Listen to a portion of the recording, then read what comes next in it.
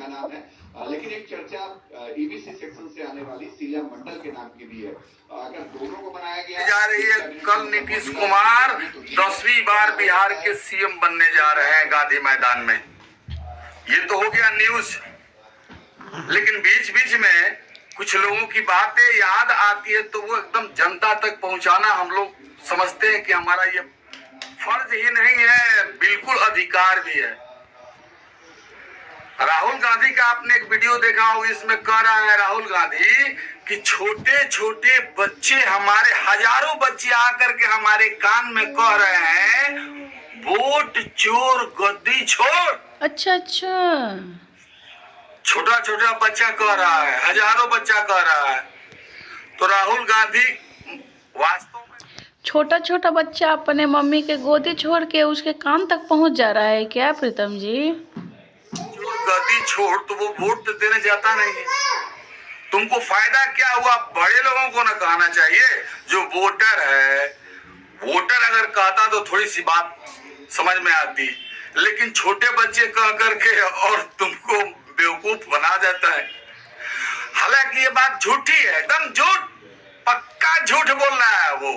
कोई छोटा बच्चा उसके कान में हाँ, तो छोटे बच्चों के कहने से क्या होने वाला है? छोटा बच्चा वोट देने थोड़े नहीं जाता है, बड़े लोग ही तो वोट देने जाते हैं। छोटे बच्चे के कहने से तो कोई फर्क पड़ने वाला है ही नहीं, तो कहने दीजिए ना उसे। वोट तो देने बड़े लोग जाते हैं। मुकेश सहनी के साथ पानी में जब वो कूदा तो मछली पकड़ रहा था, वो पकड़ लिया था कुछ अलग, समझ रहा था जब मछली है। बाद में मुकेश सहनी चिल्लाया, अरे भाई छोड़ रे गला, तब जाकर के छोड़ा। तो ये है राहुल गांधी। अब सुनिए बच्चों के बारे में क्या कह रहा है, इस वीडियो में देखिए। पिछले 2 यात्राओं में नहीं थी, इसमें क्या हो रहा है, छोटे छोटे बच्चे आ रहे हैं। बड़ा स्ट्रेंज फिनोमेना है।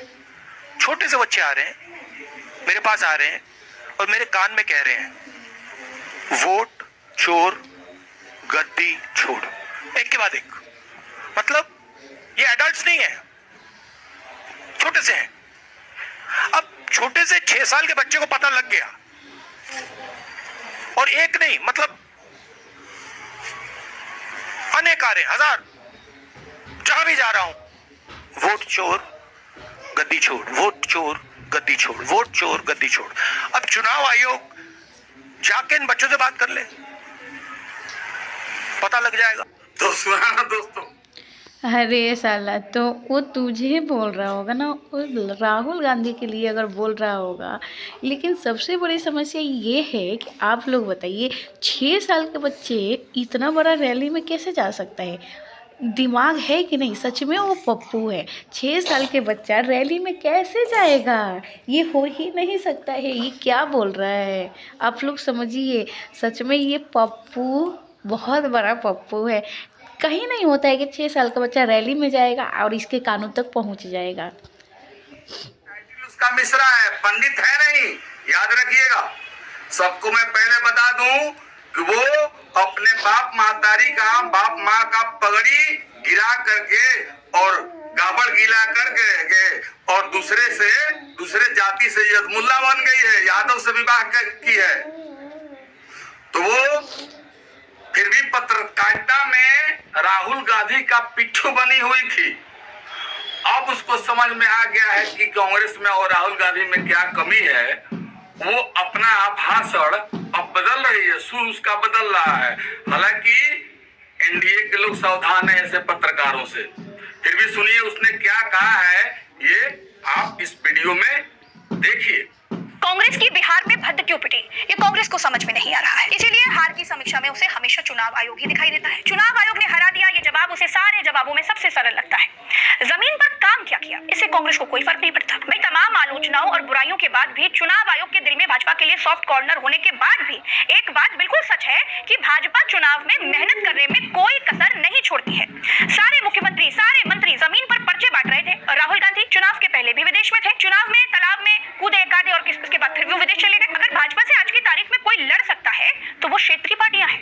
कांग्रेस भाजपा को हरा ले जाएगी, ये आज की तारीख में कहना बहुत मुश्किल है। तो सुना ना दोस्तों, ये भी बदल गई है। अब इसका भी सुर बदल गया है कि भाई दोस्त तो कांग्रेस में में है कहीं और वो लोग जो है कि नहीं टटोल रहे हैं कहीं और। बात अपना लोग नहीं देखता है।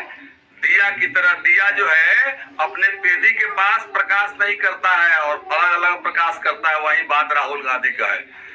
और इसके अलावा एक और पत्रकार का आप नाम सुने होंगे, राजीव रंजन, न्यूज 24 पर पक्का कांग्रेसी है, घटिया से घटिया नीच पत्रकार है। उसके भी सुर बदल गए।